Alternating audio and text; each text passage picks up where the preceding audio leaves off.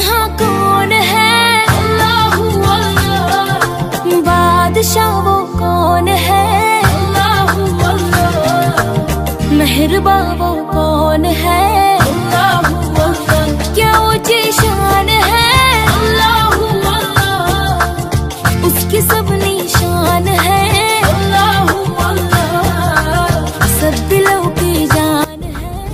अस्सलाम वालेकुम my beautiful people. उम्मीद करती हूँ आप सब खैरियत से होंगे, हम भी खैरियत से हैं। तो आज मैं आपको ज़ियारत करवाने जा रही हूँ ओहद के पहाड़ की, और आइए चलते हैं और इसकी कुछ तारीख जानते हैं, साथ साथ आपको दिखाते भी हैं ये वाक़या कहाँ किस तरह पेश आया था।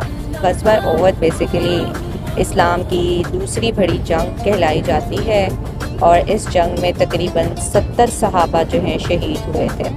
अगर आप इसके साथ देखें तो यहाँ पे एक मस्जिद है, मस्जिद शहुदा के नाम से। आज से 7 साल पहले मोहम्मद बिन सलमान ने ये मस्जिद की तामीर करवाई थी। आइए आपको अंदर से ये थोड़ी सी मस्जिद दिखाते हैं, कितनी खूबसूरती से ये मस्जिद को तामीर किया गया है। जिस टाइम पे हम ज़ियारत के लिए यहाँ पे पहुँचे थे उस टाइम पे मगरिब का वक्त था, तो सबसे पहले हमने मगरिब की नमाज़ जो है अदा की, और फिर उसके बाद जो है हमने इस पूरी जगह की ज़ियारत की।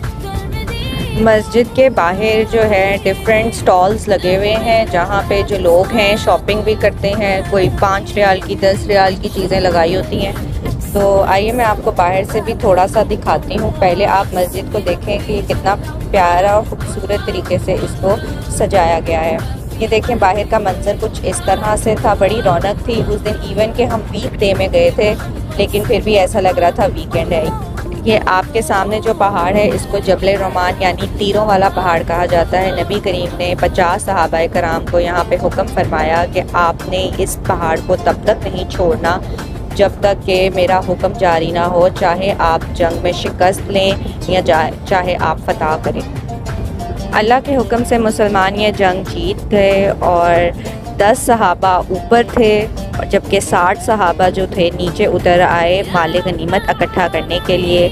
खालिद बिन वलीद उस वक़्त कुफार के लश्कर के सरदार थे। जब उन्होंने ये सब वाक़या देखा तो उन्होंने अपने लश्कर को उन पे हमला करने के लिए कहा, और जो तमाम सहाबा उस टीले पे मौजूद थे उन सबको शहीद कर दिया गया।